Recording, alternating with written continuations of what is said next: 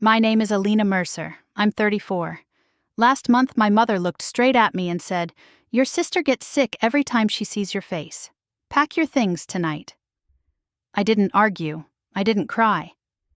I grabbed the old gray duffel I'd kept since college, packed what mattered, and walked out without a word.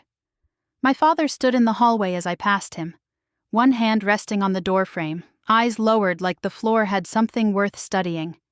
He said nothing then. He said nothing for 7 days. Those 7 days gave me something I'd never had before: clarity.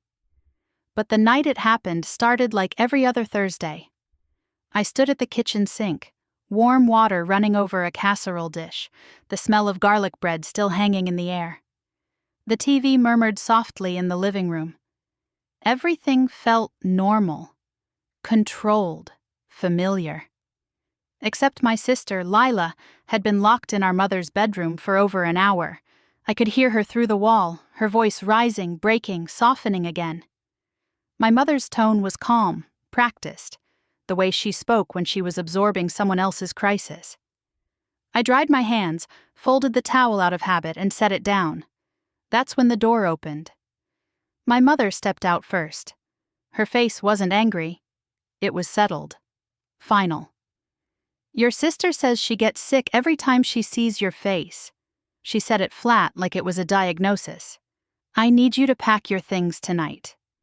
I glanced down the hall. My father was there, silent as always. "Did you ask what actually happened?" I said. "I don't need to." That was it. No questions, no space to explain. I nodded once, turned, and went upstairs. My old room still held traces of me: textbooks on a shelf, a cracked photo frame, a life I'd quietly packed away years ago. I pulled the gray duffel from the closet and filled it in under 4 minutes. Not rushed, just efficient, like I'd been preparing for this without knowing it. When I came back downstairs, my father hadn't moved. I walked past him. He didn't stop me. He'd had 34 years to say something. Tonight wasn't going to be different, but the truth is, this didn't start that Thursday. It started 3 days earlier.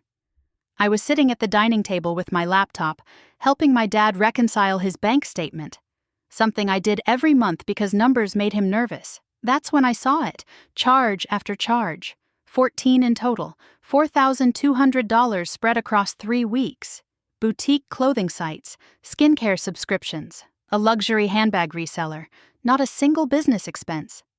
Lila had told them she needed the card for her online boutique, her 3rd business in 2 years. At dinner that night, I kept my voice calm. "These charges don't match any suppliers I can find." She didn't blink. "You went through my purchases?" "Dad asked me to check the statement." Her fork clattered onto the plate. Tears came instantly, like flipping a switch. "You always do this," she said, voice shaking. "You always make me look bad." "I'm not making you look like anything. I can't do this." She pushed back from the table and stormed down the hall. The bedroom door slammed. My mother stood there, napkin crumpled in her fist, staring at me like I'd caused it. She didn't need to yell. Lila's weapon was never volume. It was tears. And it always worked. That night wasn't an explosion. It was a pattern repeating itself, one I'd been living inside since I was 12. I was 12 when my mother told me to move to the basement so Lila could have her own room. She needed space to grow. I carried my things downstairs without arguing. My father stood in the doorway back then, too. Same silence, same stillness. At 22, I graduated at the top of my class. My parents came, stayed 10 minutes, then left early because Lila had a headache. At 28, I got promoted, the youngest senior manager in my company. I called my mom, shaking with excitement. She said, "That's great, honey, but Lila had a rough day. I'll call you back."